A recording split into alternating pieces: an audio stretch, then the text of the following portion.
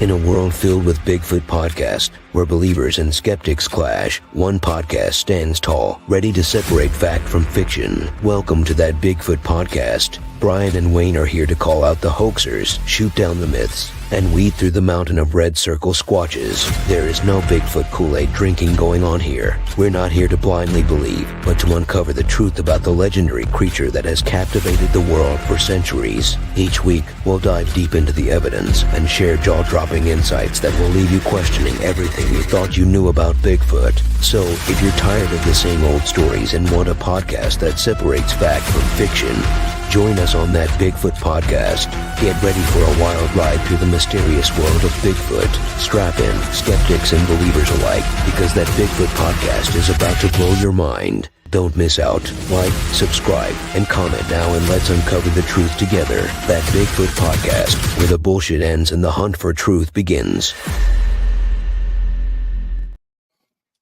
And we are live. That went so much better than the last time because I forget to do the live show every time we get live on the show. So I'm glad it worked out this time. Welcome to the show, everybody. People piling into the chat. We got to change the intro because it just says Brian and Wayne, and we have Tiffany. So I feel really bad. But so we're doing Brian, Wayne, and Tiffany. And Tiffany, you are muted just in case you were talking and wanted us to hear you. So you can now unmute yourself and welcome to the show. How are you? Believe it or not, that happens. That happens from time to time. That does. It happened show before last. I was like, oh my God, Brian. I was so professional sounding. I was like, and our membership is $1.99. I was so I was like a freaking news reporter, and I was muted the whole time. Well, it's like if the tree falls in the forest and there's nobody there to hear it, did it really fall and make a sound? Did you really invite anybody to join the membership because nobody could hear what you were saying? I invited my nose.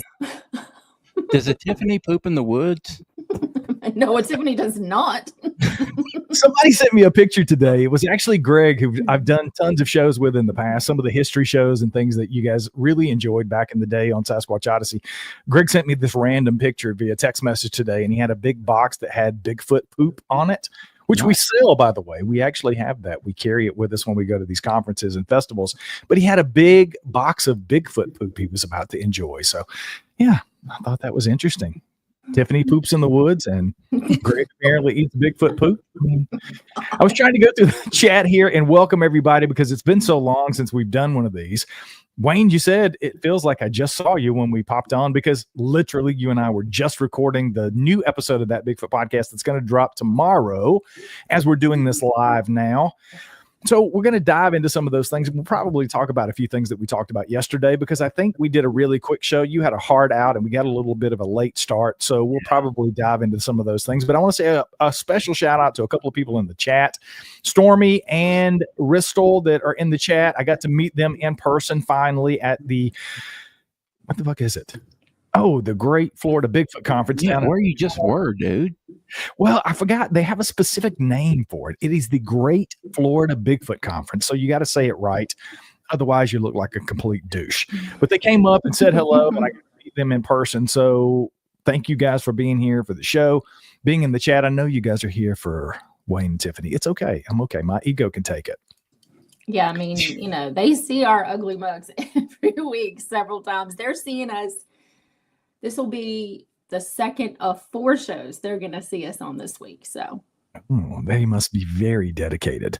Goonie Goo Goo. I don't know who the fuck Goonie Goo Goo is. Goonie Goo Goo is the Chris shit. Blaylock's husband. Chris Blaylock's husband, Mr. Gary Blaylock. Mm-hmm. Cool. I love the name. I'm probably going to steal that at some point in time and turn it into a joke at some point. So I see Chris in the chat. I see Alan in the chat. Sharon. Troy, hey, real quick. You know who Alan is, right? Our buddy from Cadillac, Michigan. Oh, hello. Alan from Cadillac, Michigan. That's how he starts all of his wonderful voicemails, which, no shade, no tea, but we haven't heard one of those in a while, Alan. So I'm just saying, Jeremy, all the people that usually pick up the phone and leave us a voicemail, just leaving us in the lurch. It's okay. We understand. Again, my ego is fragile, but I can take it. We really don't have anything to talk about. I feel like some of these other people who just jump on, and this really pisses Danny off because I try to get him to do this on some of the co-hosted episodes of our new true crime podcast, The Guilty Files, and he is like, absolutely not. I'm not just jumping on cold turkey and talking about shit like you do. He's a professional. He likes to have at least an outline. We fly by the seat of our pants here on that Bigfoot podcast and our other shows. So there's a couple of things that I want to get into. One of the things that I really want you guys to talk about first, there may be somebody that's going to see this either now or later that may not be aware of the rebranding, and they might be a little bit confused about what's happening with Paranormal Odyssey and you guys. So why don't I turn it over to you, Wayne and Tiffany, and you guys talk a little bit about the rebranding that's going on over on Paranormal Odyssey and what you guys got going on. Well, I'll tell you what, I'm going to let Tiffany take it if you're comfortable with it, ma'am, because I feel like I have gone through this spiel 100 times in the last few days. So, yeah, tell everybody what is up with the new show. Well, you feel that way probably because you have. Because if they listen to, you put it out, was it today? I get all the Patreon stuff, and it's just my emails ding, ding, ding, ding, ding. So but if you listen to the recent release, we have rebranded. We are going from Paranormal Odyssey to the Bigfoot Report, or reports. That's to be decided. But, you know, everybody wants Bigfoot. I mean, we enjoy the paranormal. I'm the paranormal girl, so I enjoy it. However, the masses want the hairy man. So we are giving them the hairy man. We will still do paranormal investigators every so often. But we're going to be pretty Bigfoot heavy. You're going to get several encounters throughout the week on top of the live shows that we do every Tuesday at 7 p.m. Eastern and every Saturday evening at 10 p.m. Eastern. However, it's going to be more on the side of Bigfoot. So. You did that a lot faster than I typically do. So I appreciate it. Yeah, just like Tiffany said, Brian and I behind the scenes have been talking about this for over a year. And it was just time to pull the trigger.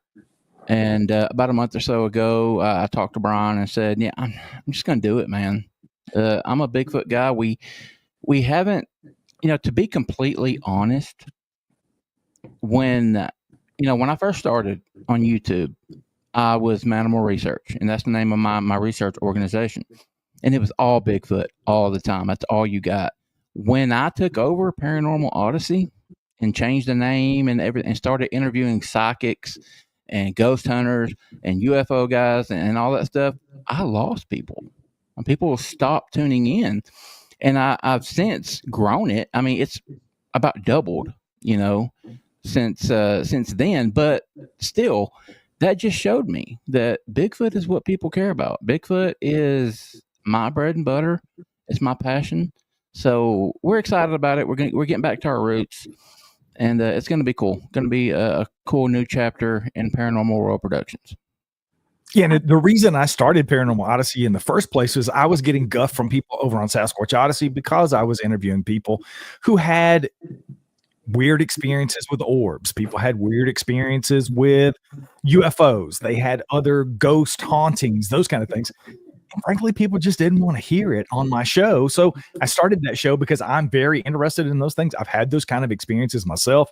I have had UFO experiences. I've lived in haunted houses my entire life. I've had those kind of weird orb experiences, but Bigfoot is what I truly love to do. And that's why I started Paranormal Odyssey in the first place, was to give that a space, because those stories are important. I think in some ways I've learned, especially over the last couple of years, I'm learning more and more that everything seems to be connected when it comes to this stuff. And I'm certainly not saying by any stretch of the imagination that Bigfoot is all woo and it's all portals and crazy things going on. But I think we can all pretty much agree at some point in time, after talking to so many people, there seems to be this undertone or this current that runs through all of these experiences, whether it just be you have one of these experiences and then it opens up your mind, your pineal gland, whatever it is, your third eye, whatever it is that allows you to be a receptor for some of these other things that people experience. I think that's at least one of the connections that I've seen, or commonalities that run through these experiences. So there's definitely a place for it. And I am so glad that you're doing the Bigfoot report rebrand. Bigfoot is the thing that you are most passionate about. Second only to the paranormal with Tiffany, of course. That's It's right. it's important to give those people a space to come and share their experiences. But by and large, Bigfoot really is the bread and butter, and it is what people want to hear. And there are the majority of the experiences that we deal with there. Why hasn't Brian been on to talk about living in a haunted house? Well, Troy, I've been on about 7,382 other podcasts where I've talked about all of that stuff. So it's out there somewhere in the zeitgeist for people to hear. But yeah, I've had some weird shit go on in houses we lived in a house when I was 12, when I had my experience, the first experience I think I had with Bigfoot. We lived in this weird house that we rented from a guy whose 2 sons had lived there before us. It was a very small town. I've talked about the small town. It's called Lyerly, Georgia. If anybody's familiar with Lyerly, there's not even a fucking stoplight, or there wasn't at the time. I think there was like a caution light, and that was a big deal in this town. So everybody knew everybody's business. And these guys had a reputation in the town. Their father was rich. He owned a lot of land and a lot of things. They had a business or two. But these guys had this reputation for being devil worshipers. They worshiped Satan. They lived in this house before us for a couple of years. And as soon as we moved into this house, weird shit started happening. I was experiencing basically shadow people, a big shadow man standing over my bed when I would wake up in the middle of the night. I heard voices and scratching in the walls. Most nights I would end up taking a blanket out of my room and taking it into my parents' room, because my parents were still together at the time. And I would sleep on their floor because I was petrified to stay in my own room. Damn. So it was all new to me. Yeah, well, you don't listen to other podcasts. You're like most people. You don't listen to the other podcasts that I go on. Yes. But yeah, I actually had a guy interview me about 3.5 years ago on another podcast. And he said to me, he was a demonologist. He was into the demon part of this realm of paranormal stuff. And he said to me, after listening to my experience, I went through the entire thing that happened to me when I was 12 in the woods. And he said to me, do you think it's possible that it was this dark entity that you were apparently dealing with in your home that maybe followed you into the woods, and it wasn't a Bigfoot at all? It might have been this demonic creature or entity that you were dealing with.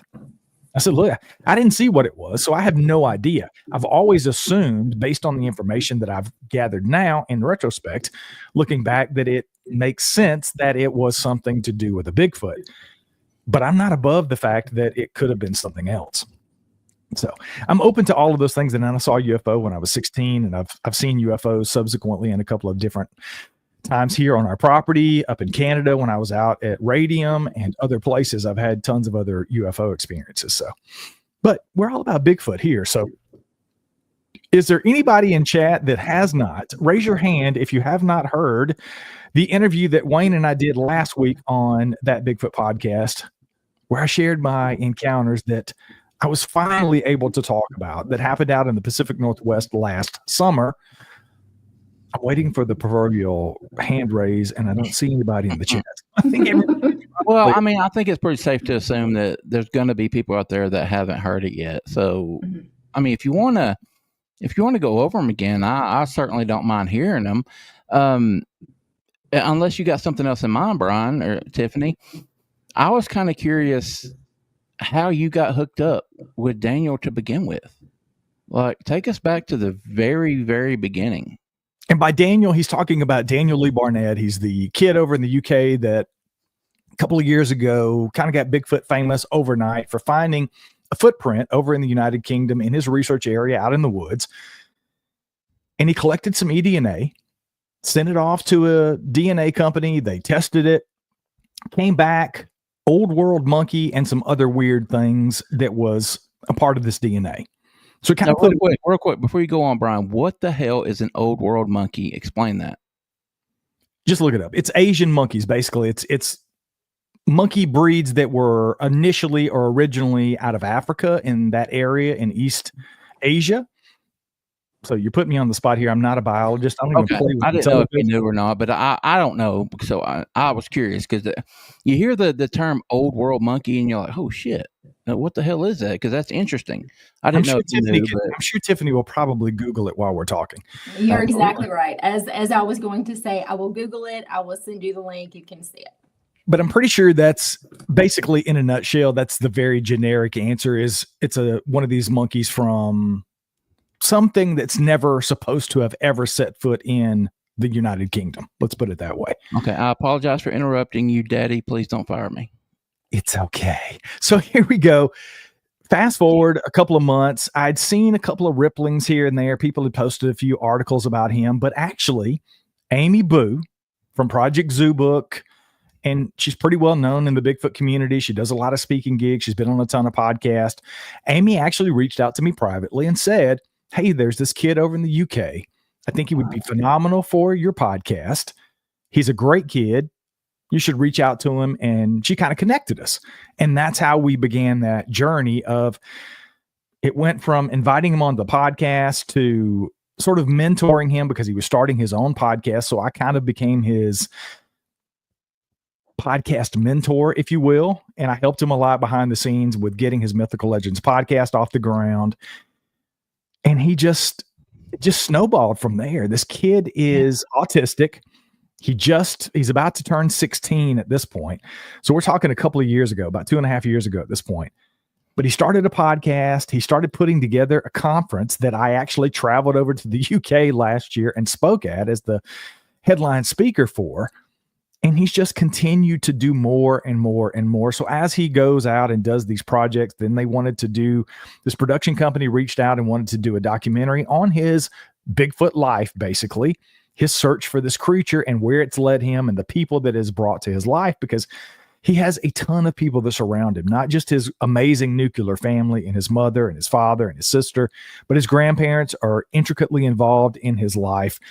But he's also found tons and tons of people in Bigfoot that has become his extended family. So My Bigfoot Life was a project that they started doing, creating this documentary to document his experiences throughout his battle with autism and the things that he has to deal with on a daily basis, and navigating the Bigfoot world, the Bigfoot phenomena, the Bigfoot community at large. So Daniel and I became fast friends. Look, he's in the chat right now. Yes, he is. What's up, buddy? It's way too late for you to be up, Daniel Lee Barnett. You get your ass in bed, or I'm going to send your dad a text message right now. It's like midnight in the UK, so I guess it's not too late for a 16-year-old. No. But just a phenomenal kid, amazing personality, amazing drive. He just makes you want to be a better person. He really does. He makes me want to be a better podcaster. He makes me want to be better just in general in life. So when I had the opportunity, when they were filming My Bigfoot Life, the documentary, they started in the United Kingdom and then they wanted to finish over here in the United States. That's where I got invited to come out and meet them in the Pacific Northwest, specifically Washington State last summer. And that's where the interesting part for me truly began, because I was just going to hang out with my friends. RPG was going to be there. I knew Bobo was going to be there at some point. I was going to get to see Daniel. Chris, who is another great friend of mine from the UK. He's the one who used to be on the Queen's Guard. He's this big giant fella with a big bald head and a personality that's just out of this world. So I was just stoked to go and hang out with my friends. And we went out to do this filming. And once we got out to the Pacific Northwest, we had a couple of plans in place. You know, production, things change, bad things happen, good things happen, things got pushed, but we eventually got out to this area and we actually met Bobo at the Olympic Project headquarters, which I was stoked about because I've always loved the guys from the Olympic Project. I've loved that story about the nest and I wanted to go out and see their research area. So we ended up meeting Bobo there. We surprised Daniel and his grandfather and let them go in first and have a big moment with Bobo. I'm sure it'll make it into the documentary. You guys will get to see that when it comes out. Just a really good time, but we were serious about going out and trying to do some research. So we went out, and the first day out, I was on the part of the team that was doing some pre-scouting in this area that we were thinking about going and filming at night. And we're out and we start hearing whistles and we start having these experiences and hearing things in the woods in the middle of the day. right? So that's when I ended up having my first experience, was in the middle of the day on a day hike scouting this area. We're hearing whistles, and then I see this thing peek out from behind a tree 3 times, about 70, 75 yards away from us. And that just opened the proverbial can of worms, and it just progressed from there into, fast forward, we go out at night and we really start having these experiences. Bobo picks up something on his thermal monocular. He's getting a big hit. He's passing it over to Daniel. Him and Daniel are seeing it. Bobo turns around, asks who's going to go out there and see what that is in the woods. And of course, I'm straight into the woods, right? I'm going right towards it. And that's when it all started. The noises started happening. Chris and I hear this big thud. It sounded like something was either stomping or something had jumped out of a tree, is how I think I described it on the first episode when you did the interview, Wayne. But it was really weird. We were hearing like this, it was like a whistle and like a whoop, whoop kind of sound. And it was moving. So we're trying to track the movement, and tracking the movement, I go over to where this little game trail is. It's a little open area where something could cross over this trail, and I'm hearing movement. I turn on my flashlight, and this thing crosses the trail in front of me, probably 15, 20 feet away. And I see it clear as day from the back. I see its back. I see there's not really a neck, but a head, this conical shaped head. I see the back of the arm because it's kind of moving, and it's got its face away from me, and it darts across the trail. And I'm like, holy shit, I just saw a Bigfoot. And of course, that excites everybody because Chris is right there. He knows I've seen something. Now we're hearing more movement. We're trying to track it from the left to right. And the next thing I remember after that, there was a lot going on. There was a time had transpired, but the next main thing that I remember happening, or major thing I remember happening, is Daniel's yelling, I see eye shine, I see eye shine. And he's pointing. I'm probably 10, 15 feet away from him and his dad, Craig. They're in the woods. Ryan is circling around me because he's got his little 1998 Sony Handycam that's filming in night vision. And he's filming because I said it on the last show, but it's very difficult to explain how much deadfall was there, how much undergrowth was there, underbrush was there. So the guys with these big cameras could not get to where we are.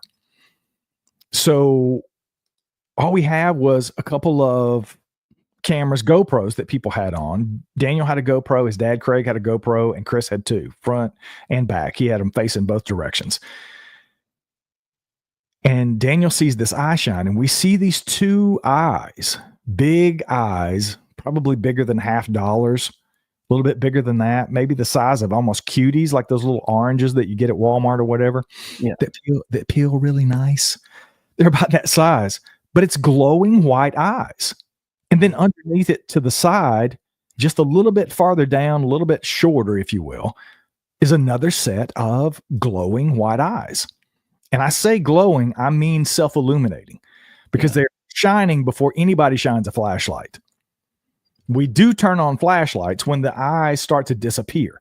It looked like to me, I think I said it on the last show, it looked like they fell to the ground. They were doing this bobbing motion back and forth like people have talked about on the show before. At least I've interviewed people who say that Bigfoot do this swaying motion.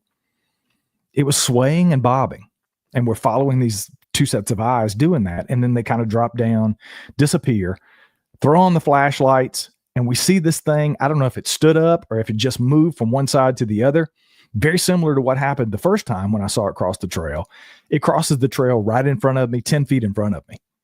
I am super close. But this time, I've got 3 people standing there watching it with me. And 2 of those 3 people saw it. Craig was not looking at the time. He was looking down. He didn't see it, but Chris and I and Daniel saw this thing cross the trail in front of us. I'm going to pause and take a question because I don't want to miss people's questions. Brian, when you walked out and the Bigfoot crossed your path, were you armed? No, I was not armed. The only thing I had in my pocket was a knife because I flew out there and I had picked the knife up inside the building. I didn't bring it with me. So I didn't have anything on me as far as a weapon. Nobody that I'm aware of in the woods with us was armed at the time. So yeah, I mean, and I took off running at this thing. I chased this thing up a hill. I had no idea. I've said it before. I'm pretty open about my experiences. I've been walking down the path here at our house and a freaking raccoon waddled out on this trail in front of me and scared the shit out of me, right? I mean, I jumped like physically, like, oh shit, it's a raccoon, then I'm okay. But I had no idea how I was going to react if and when I ever had the opportunity to see one of these creatures. And immediately it was evident to me, I am the one who's running towards the gunfire, right? The cop in me came out. I've done it multiple times in my police career. Unfortunately, when people are shooting at you as a cop, you don't really have much of an option. Either you quit on the spot or you engage the threat. And every time I had to run towards gunfire. And I was going towards the proverbial Bigfoot gunfire at the time and chasing this thing up a hill. In retrospect, it was probably one of the dumbest things I've ever done in my life because A, it wasn't smart. At the very least, I should have broken my leg or my ankle. If you go back like we did the next day and see this area, I don't know how my old ass made it up the hill, A, as fast as I did, and B, through all the shit that I made it through without breaking a leg or an ankle or at least going down 5 or 6 times. Adrenaline. Yeah, adrenaline can be your friend, that's for sure.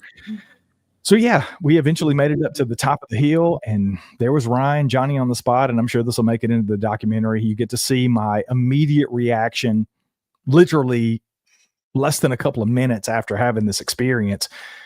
He's able to get it on camera. Alex, no, there was not a smell. 10 feet away. It was it was a weird thing to see the hair on this thing, how groomed it looked, how pristine it looked. It was odd. And I've tried to go back in my brain. I may even try to do some kind of regression therapy. I know Doug Highcheck knows some folks. They've done that for Legend Meet Science too. I would love to be able to go back and maybe grab some of the things that I've probably forgotten already about the experience, because that's one of the things that stuck out to me as I was like, it's so weird. It didn't seem real. That this thing was so smooth and the hair was laid back. Because you think about an animal. I mean, if you think about a dog, a stray dog that's out for just a couple of weeks on its own, it's not pretty, right? Yeah. But at the same time, I thought back, and I've done this since then. I think even after you and I had this conversation on the last episode, Wayne, during the interview, I did go back and look at some of the footage of gorillas and chimpanzees in the wild. Most of them look very well groomed because socially, that's part of what they do is they groom each other. I've never fucking thought about that, but yeah, that makes so much sense. Well, and we've heard it. Yeah, and we've heard it on our show.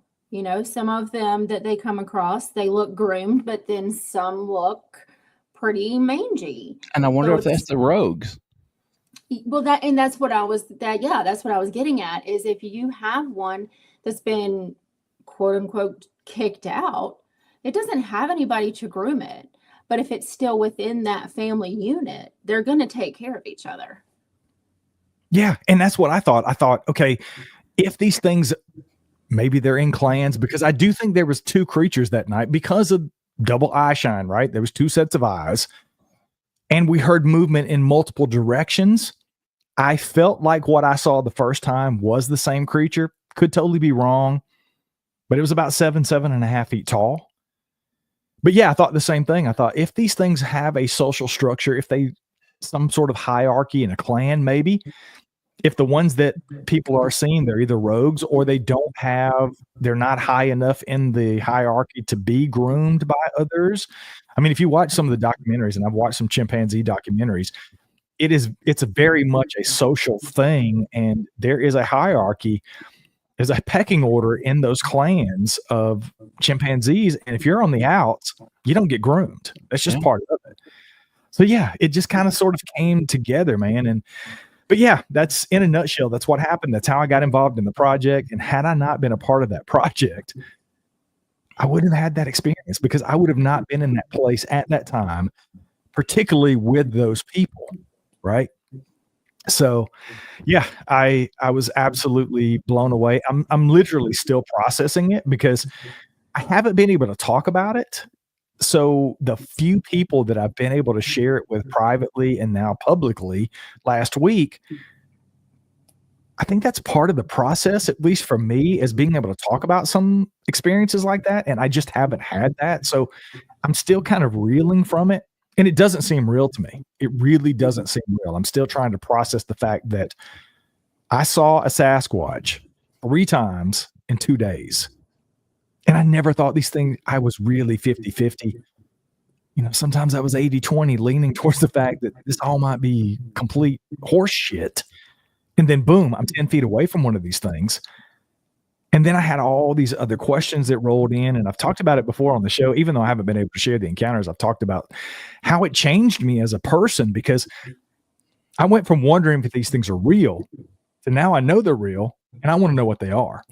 Yeah. I want to know how they have eye illumination. How do they do what they do? Why are they the biggest, fastest, baddest things on earth? How does all that come together? I don't know.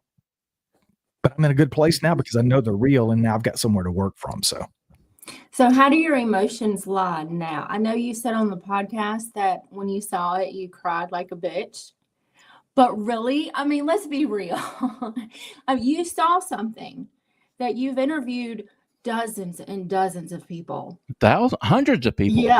Yeah. You physically probably over 1,000 at this point. Yeah. You physically laid eyes on what you've only been able to hear about. So it's an emotional experience. And we've touched on that before, is, the emotions that these encounters invoke in people. Yeah. So just the flood of emotions that had to have hit you. And whenever I believe I'm going to get my chance when it hits me, just the flood of emotions that's going to come over. And I've thought about this time and time again.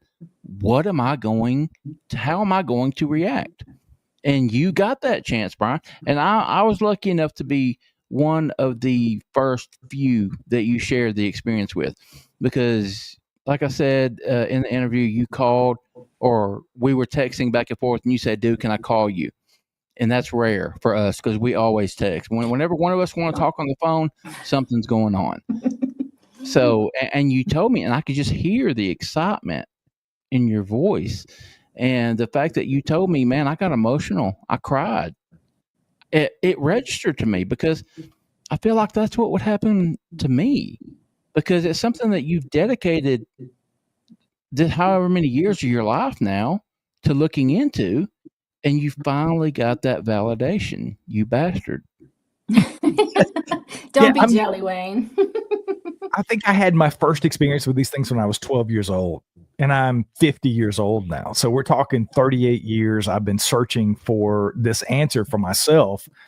I still don't know if that's what I had experiences with when I was 12, but I can tell you now, I think I know the first part of the emotion, and I shared this on the Hill with Ryan. I don't know if it's going to make it in the final cut of the documentary or not, but he's like, what's the emotion? And first and foremost, I said, I feel like such an asshole, because I've interviewed so many people, and I've had this smirky ass look on my face when they told me about seeing glowing eyes. Yeah. How close they were to these glowing eyes. And I've never bought it. Never once bought it.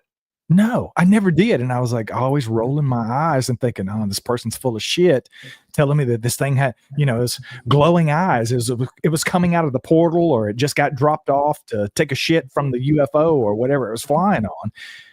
And I felt like such a dick. And I still feel like a dick because I didn't outwardly say it to the people, but I thought it, right? And I felt like such an ass, because that's the first thing I thought about, was how many people have had these experiences and nobody believes them, including me. Mm-hmm. So I felt horrible. It just really felt horrible. And then the other part of it was just, I guess, the adrenaline dump. I've been like that in high stress situations when I was on the street as a cop, and I'd get into a fight or something and have to, you're getting in a fight with a suspect, taking somebody into custody, or you're getting shot at, right? I've gotten that a couple of times. A big adrenaline dump will sometimes do that. You get very emotional afterwards. But I think it was just the combination of all of those things, and just being so close to something that I never thought was real. It just completely, I was just done. I was done with emotion, and I still, like I said, I'm still trying to process it at this point. Well, Troy's asking if you pissed yourself. I did not piss myself. No, and that's the thing. I wasn't afraid. There was never a second. There you go. There was never a moment.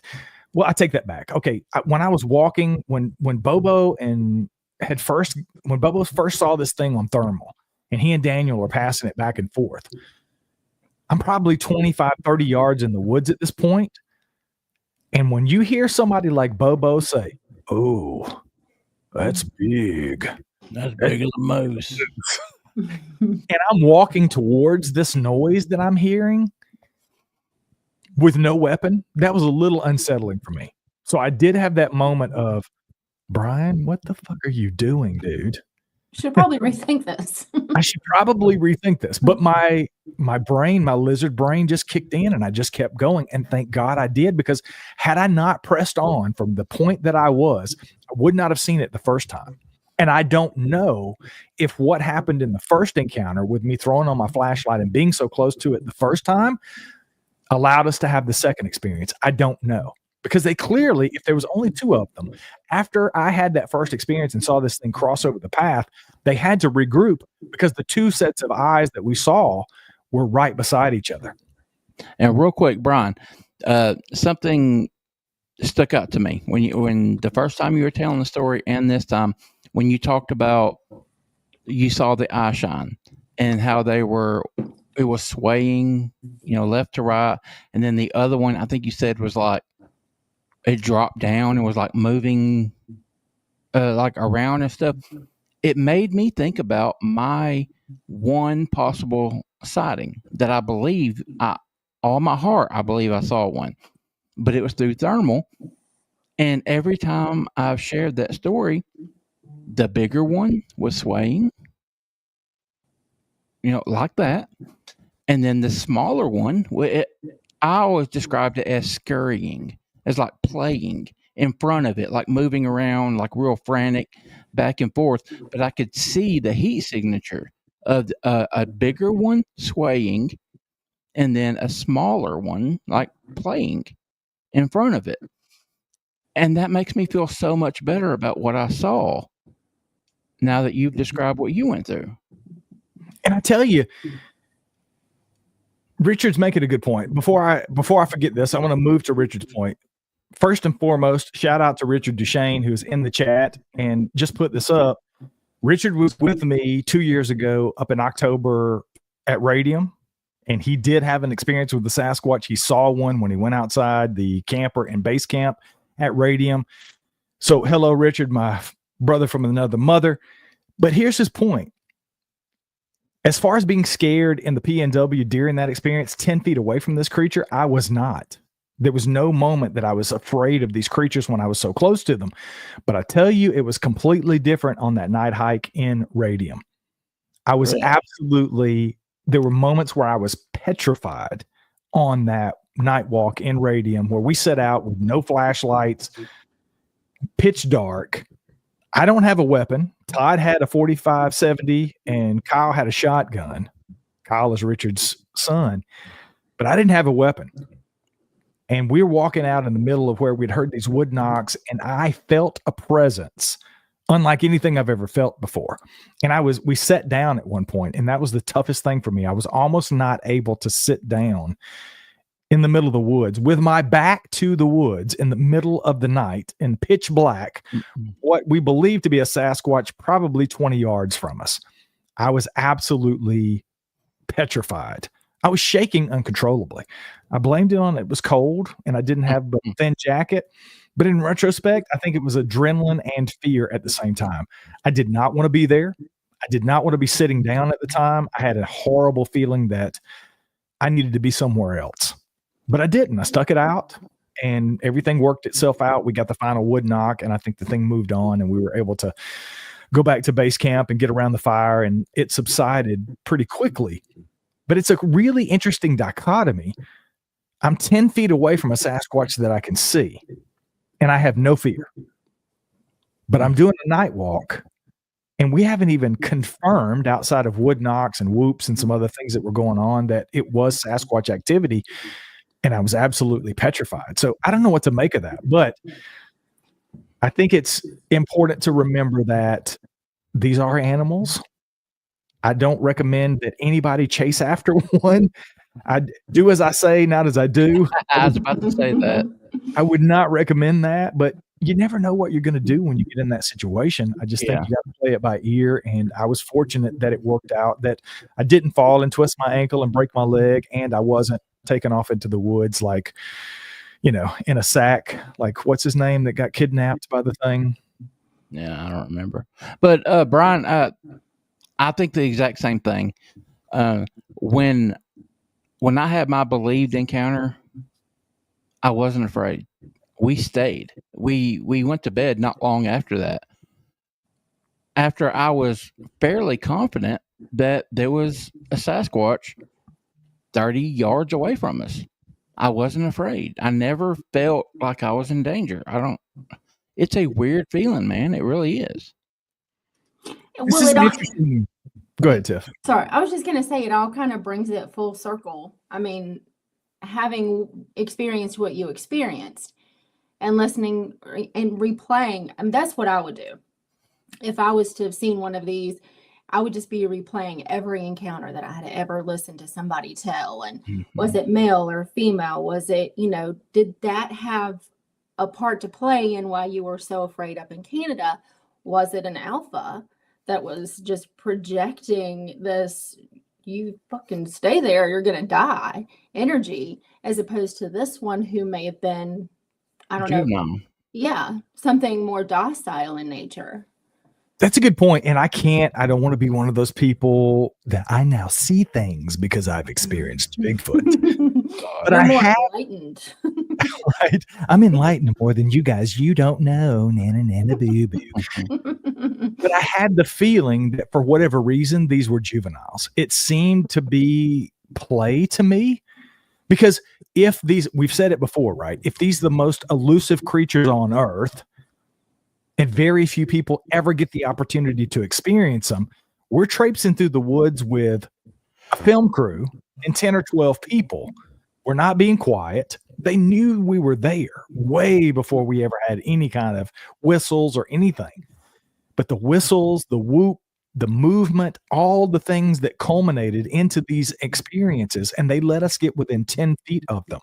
I think it was curiosity, especially if they were juveniles, because you do have all those people and you're being people, you're not tiptoeing because they know you're there anyway. That's dumb. You're just being yourselves, and it draws them in. I think we're their entertainment. Yeah, for sure. Yeah. After having your experiences, how has that changed you as a person and your perspective on the subject going forward?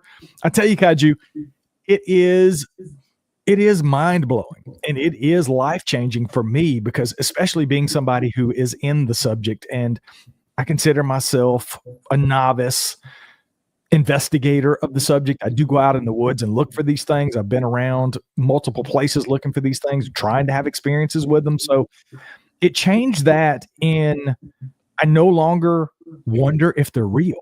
And that is a huge thing. It's almost like seeing a UFO for the first time. Everybody be a huge relief, like a lift off your shoulders. Like all this, everything I've been working on for 4, 5, 6 years has not been for nothing. It's got to be a relief.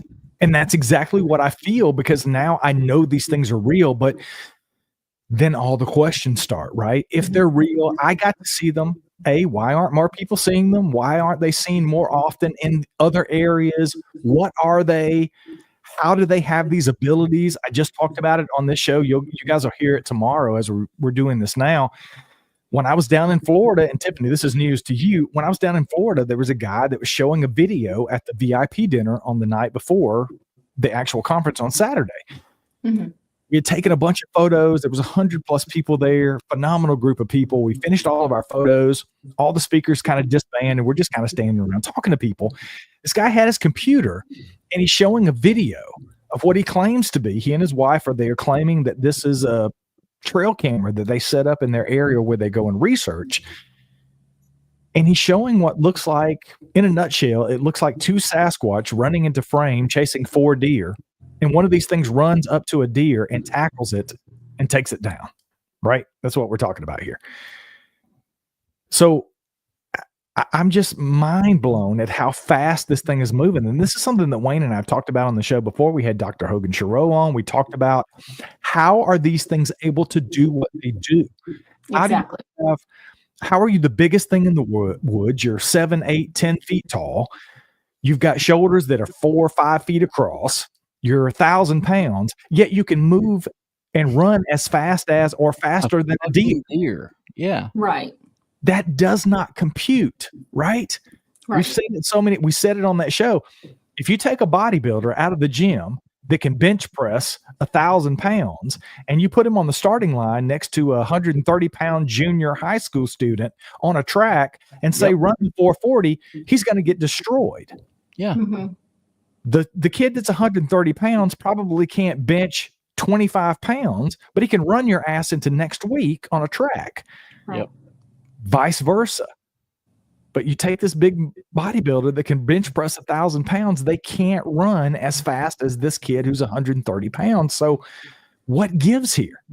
How do these things have so many of these abilities? How are they everything and yet nothing all at the same time because we can't fucking find them? And how are they so damn quiet?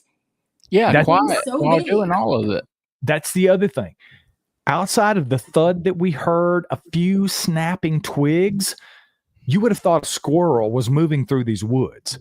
Yet 10 feet away from me steps out a 7 to 7.5 foot tall hairy biped that's making no noise at all. I'm satisfied. I'm satisfied. Even the clicks and the few things that they did, had they not wanted us to hear those, we wouldn't have known they were there. And that is absolutely terrifying. Yeah. It's terrifying and it's invigorating all at the same time because I want to know how you do it. And it goes to show whoever else goes out into the woods who was looking for these things, they're probably already watching you and you don't even know they're there. Yeah, I said it in the episode. How many times have I been within 10 feet of one? Because I've had my fair share of going out in the woods looking for these things. How many times have I been within 20, 30, 50 yards of them and just not know? Because had I kept my discipline and done the BFRO or the Todd Standing thing and not turned my flashlight on, both times I probably wouldn't have seen these creatures outside of the glowing eyes. I had to turn my flashlight on, and I think it surprised the shit out of them because they were stepping across the path in front of me, and I just clicked my flashlight on, and then Daniel and Chris and I we all three clicked our flashlights on the second time. But had we not, we would have never seen these creatures. So, yeah. To Troy's point, size, I would say 7.5 feet tall. Troy, if I was guessing a weight, I would probably say 400 or 500 pounds. I mean, this thing was big. It was wide. I mean, the trail, we went back and looked at it the next day. The trail was probably 6 feet wide, and it covered the majority of it. It was probably 3.5, 4 feet wide. That's insane. Do you give more... I'm sorry. This is what I do every week. I'm just going to ask you questions. Do you give more, when you have somebody on, you recently had Neil on with the Bigfoot habituations. Does that make more sense to how that could be a thing?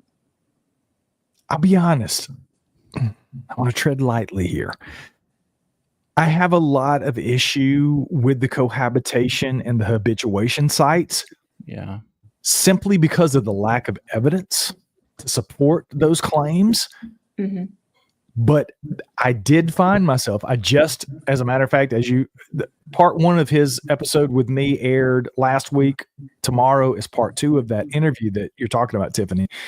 I edited that today, and I did find myself feeling, I don't know what the word is, more apt, I don't want to say to believe, but I understood more some of the things that he was saying to me after my experience that would not have made as much sense to me before I had my experience, if that makes sense. It makes total sense. And that's what another thing I was going to talk to you about is how you look at, you're in the hot seat now. So somebody's going to come to you and say, oh, well, I heard your encounters on that Bigfoot podcast and that Bigfoot podcast live, and I think you're full of shit.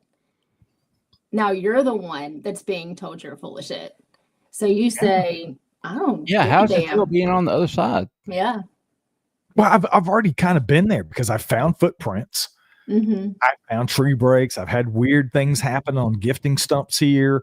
So I've kind of been through that. It is different when you're talking about a class A, I was 10 feet away from a Sasquatch kind of thing. But Ryan asked me that very question at the top of the hill when he was recording my interview. He said, what do you say to these people that are going to see this and think you're full of shit? And I said, I don't care.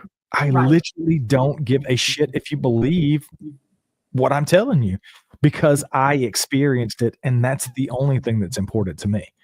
I am 100% convinced that these things are real because I've seen them 3 times in 2 days.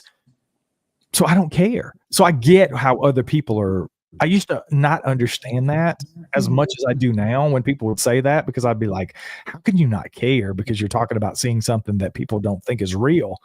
But once you know, and it's so cliche, but we've talked about it in the past, I'm a knower. I'm not just a believer. I'm a knower. Well, and that is a powerful thing because it relieves me of all the other bullshit. I literally don't care about evidence anymore. I really don't. I just got word back. I think I talked about it a couple of episodes back. Cliff finally said he talked to Jeff Meldrum about my cast, and he and Jeff both agree that they look phenomenal. They're great casts, clearly made by a Sasquatch, right? But Cliff said to me, now what? And what?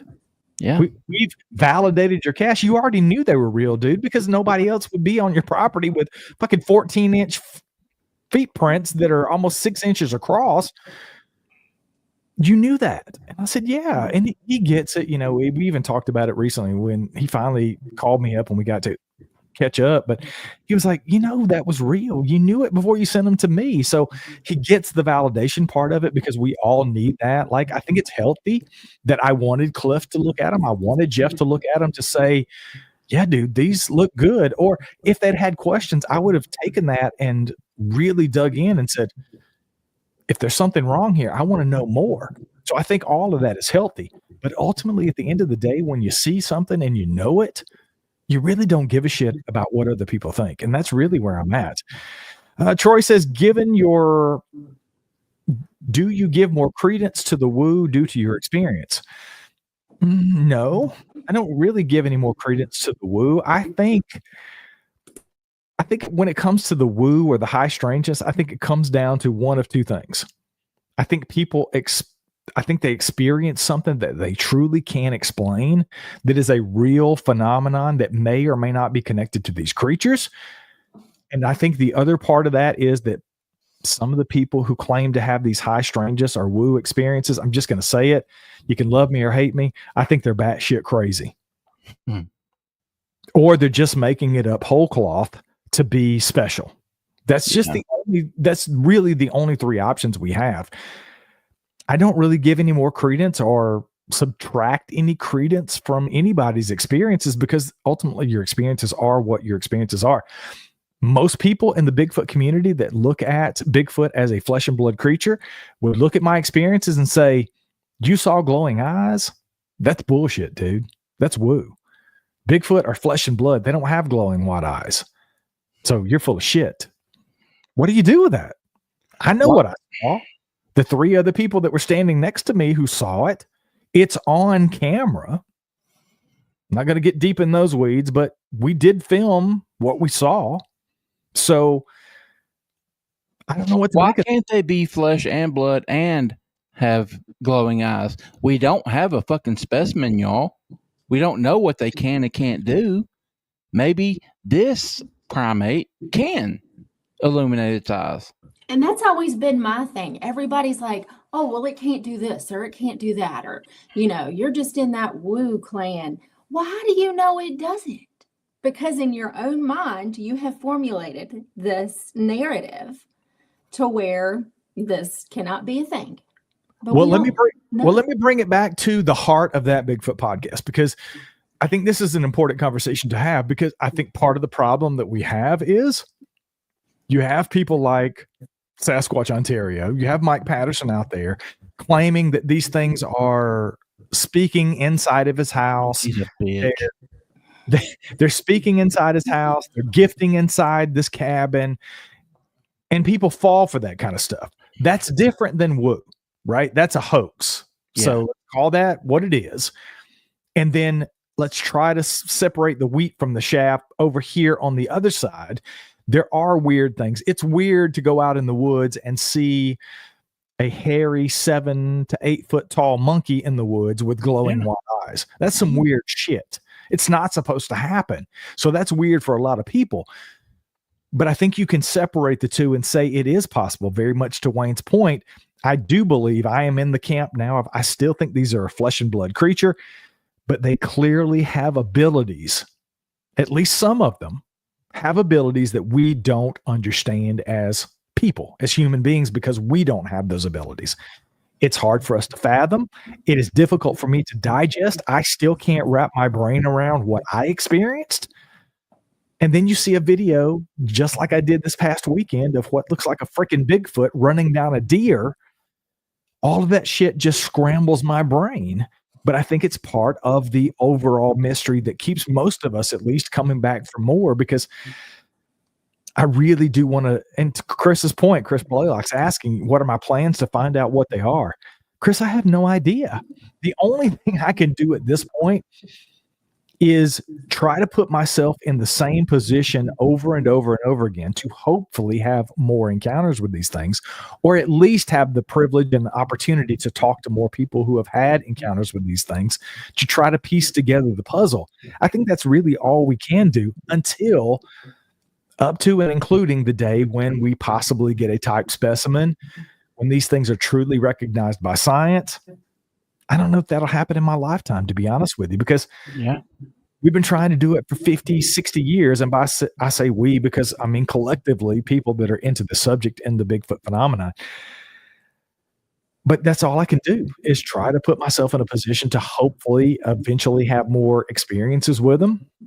And that's not going to help unless one of them comes into camp.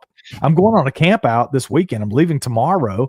I've got some great people that are coming up to North Carolina, and we're going out to a property to go out and camp for a couple of days. I'm stoked to hang out with everybody. We're going to put ourselves in some positions to go out and look for evidence. But unless one of these things walks in and has a conversation around the campfire and gives us all the answers, I really don't know where we go to get more of those answers, other than doing our very best as the people that are boots on the ground, going out looking for these things to try to document as much as we possibly can about them and hopefully figure it out as we go. So, yeah, I'm sorry you couldn't make it too, Chris. I was looking forward to hanging out with you guys, but it is what it is. I know things come up. If anybody else has any more questions, I am more than willing. I don't know if Wayne or Tiffany have any more questions or anything else we want to talk about. Well, let me touch. Sorry. Go ahead, Tiffany. Go ahead. I didn't mean to step on you, but Robin has been asking what your thoughts on Patty are now and how the Bigfoot you saw compares to Patty. It's very difficult to say, because literally, collectively, between the 3 encounters in 2 days, it was probably a total of 10 seconds. Literally 10 seconds. Thus, those folks over at the ones that did the Flash of Beauty, they are brilliant, because that's really what it is. It's a flash of beauty that goes by way faster than you could have ever imagined. It was so fast, it's hard to say. I really can't compare it to Patty because I didn't see a face. All I saw was this thing's back twice moving across. The one I saw during the day was so fast. It was 3 quick peeks. It was 75 yards away. There's really no way to say anything other than what I've already said as far as detail there. But unless you get to see a full body in daylight like Patty was, it's very, in my opinion, unfair to try to say. Now, I will say it was similar in the way this thing was looking back, and the arm was kind of behind it and outstretched, very similar to what you see when Patty turns around in frame 352 and kind of looks at the camera. But outside of that, there was really no similarities that I could even draw on, because it was a completely opposite situation. This was like 1,000, 2 1,000 gone. It was in the middle of the night, in flashlight, in different terrain, high stress situation, versus in the day, kind of strolling. I mean, Patty literally, she fucking strolls across a sandbar in the middle of the day, right? So, it's really unfair to try to compare the two, unfortunately. The shock factor of seeing, trying to register your brain. Yeah, I am still, like I said, it's something I'm still trying to deal with and just wrap my brain around, because it's something I never thought would happen. As many things as I've had happen in different places, the things we've experienced on the property here, the vocalizations, the wood knocks we've heard, the footprints I've cast, all the things. And I never in a million years, I thought I was going to have my best shot. Frankly, when I went up to Radium 2 years ago, October of 23, I really thought that was going to be my only shot. And when I did not have a sighting there, I just kind of pretty much given it up. And who knows? I've even had people say, do you think that's why you had the experience? Was it because of the group of people you were there? If you ask RPG, if you ask Ryan RPG Golembeski, Ryan will tell you it was because of the people that were there that night. Because he's been doing this for 20 plus years and he's been trying to see one of these things. And unfortunately for him, he didn't get to see that one. But he was with somebody who had experiences. So according to him, if you get into that, it was because of the people that we were with. So I don't know. I'm just fortunate that I was in the right place at the right time to get the experiences that 100% convince me these things are definitely real. I just want to get other questions answered at this point. Yeah. And before we get out of here tonight, I want to bring the focus back to Daniel for a second, because Brian, your encounters would not have happened if you had not met this young man, if you had not been introduced to him. He seems like a really cool kid. He and I have talked a little bit on Facebook Messenger. He messaged me every once in a while. He has invited me to come to the event that he's doing this year. I right now personally am not in a place where I can afford to make the trip to the UK. I would absolutely love to. If there's anybody out there that would love to sponsor that, I would be open to talking to you. But anyway, just shout out to Daniel. None of this would have happened without this young man. And all of the stuff that he's been through, the difficulties in his life that he's had to experience, he's awesome. He's an inspiration. And I just want to give just a huge shout out and round of applause to Daniel for just everything. For just existing. Very well said. Really quickly, Matthew Maynard says, how did Danny respond to all this with your encounters and all? The same as Danny responds to just about anything big. If you know him, you get it. If you don't, there's nothing to explain. And let me talk a little bit about that, Wayne. To your point, let's talk a little bit about, before we get out of here, something that you and I touched on briefly in the episode everybody's going to hear tomorrow, is some of the discourse in the community and some of the people, the naysayers, because as great as Daniel is, there's a couple of people out there that have given him shit, trying to say that he has fake DNA. That's evil. That's fucking evil, in my opinion, Brian. But go ahead. I agree. People have said he's faked his eDNA evidence. I can tell you firsthand, the kid doesn't have the capacity to fake anything. Number one, if you know anything about autistic people, one of the things they have, I'm a big Survivor fan. If you guys are Survivor fans, if you're watching season 48 right now, there is a young lady on there named Ava who is on the spectrum. She is autistic and she cannot lie. She has a very difficult time lying. She has a very difficult time picking up on social cues when other people are deceiving her. It is part of being autistic on the spectrum for a lot of people who are on that spectrum. Daniel is not a liar. He has never been a liar, nor will he ever be. He's never made up anything. And in order to lie about something like eDNA related to Bigfoot, first and foremost, you would have to at some point say, I found Bigfoot DNA. He has never said that anywhere. And I can tell you now, if anybody out there can find where he said it, I'll give you $10,000 cash tomorrow. Find it where he's written it. Find it where he said it in an interview. Find it where it's out there anywhere in the zeitgeist. I'll give you $10,000 and I'm as good as my word as the day is long. I'm confident. I love my money. You're not going to get it because it's not true. So to anybody who said that, and there are people out there who are pretty well known in the Bigfoot community who have made comments like that in the past about him potentially faking evidence and all these other things.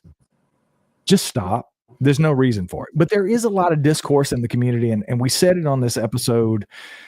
Hopefully we said it articulately and people can understand it. But here's the thing. I canceled a conference that I was going to this year because of some of the bullshit that's going on in the community around me. And I have no control over it. There are people who have issues with something I was a part of, and I had nothing to do with it. So I canceled a conference that I was going to hang out with a good friend of mine because of this discord. And I'm just over it. I said it on the other show, and I'll say it here live. If you don't have anything nice to say about somebody, just don't say it. Just keep your mouth shut. If you don't have a great review for somebody who's a content creator who's trying to do a podcast, don't leave a comment. Just don't. And here's the thing. You can have opinions about people. Wayne and I certainly do. Wayne, you did a very good job of articulating in that episode that's going to air tomorrow. Look, we call people out on this show. That's the reason that Bigfoot podcast really was born, is to call people out for their bullshit. But if we call you out, we know we have receipts for your bullshittery. Okay. We don't just haphazardly shoot from the hip and call people out for their bullshit. Sasquatch, Ontario, Mike Patterson's hoax that has been going on for 12 years is a documented hoax. We have no problems calling him out for his bullshit. Todd Standing, same thing. But very few people, Todd Gatewood, let's just go ahead and put it out there. Todd Gatewood, I don't like any fucking thing he's doing with the Patterson Gimlin film. I think it's all bullshit. Yep. But there's only a handful, literally 3 or 4 people that we ever go there with. And we have the receipts to back it up. Outside of that, if you are a grown-ass person in your 40s or 50s and you're attacking a 14, 15, 16-year-old autistic kid for what you think they might have done, you need to reevaluate your life and get one. Well, you know what, a lot of and you know a lot of what it is too. And people are going to come at you, Brian, because, you know, I'm sure that people are already talking shit behind your back, but it's jealousy that is fueling this community and the people who see things and the people, you know, it's jealousy and it's disgusting. Jealous of a fucking 16-year-old kid with a disability. Yeah, because he has what they couldn't themselves find or get out of the fucking basement and go look for themselves. So they have to trash him. You're throwing rocks at people who live in their parents' basement. That's mean. Has anybody involved in your sightings or experience having the following after the sighting: telepathic experiences, paranormal activity, or unexpected physical issues? That's Jeremiah from Bigfoot Society. No, Jeremiah, not that I am aware of. We don't even want to go down the telepathic communication thing. I've said it so many times on the show. I've got to say it now because we're live. There may be people listening that aren't normally tuned in. If you haven't listened to the Telepathy Tapes podcast, you need to listen to it. If you have any doubts on the possibility of telepathic communication and or mind speak, you need to hear the Telepathy Tapes by Kai Dickinson. It is a phenomenal podcast. I think she's actually released a couple of bonus episodes that dropped while I was in Florida, and I didn't have a chance to listen to them because I was traveling, but I'm definitely going to do it now.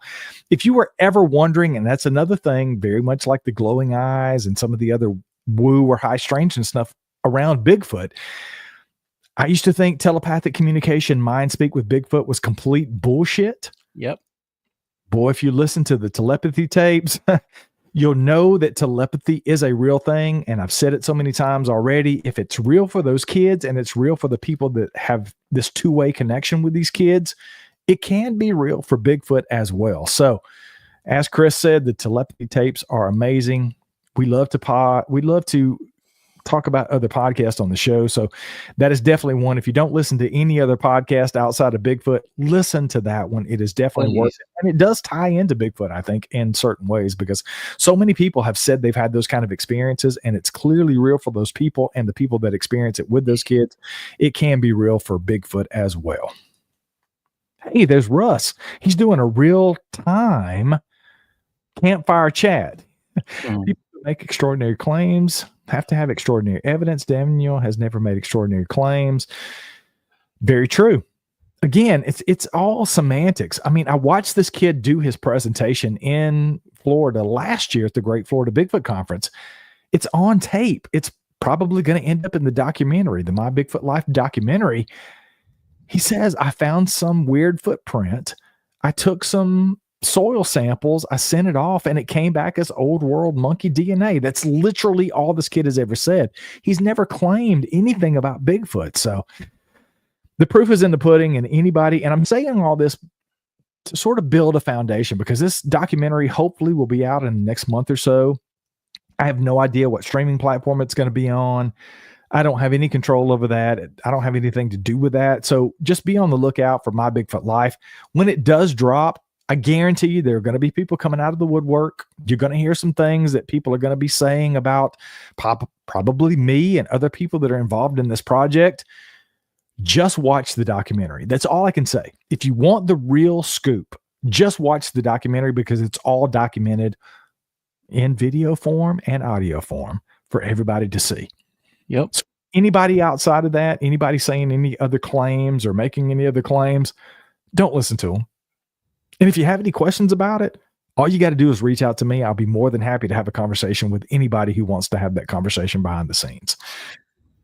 Chance of getting her on the show for an interview. I'm going to completely avoid that because I don't know what Ristle's talking about and I'm not getting in those weeds, but he used the telepathy tapes.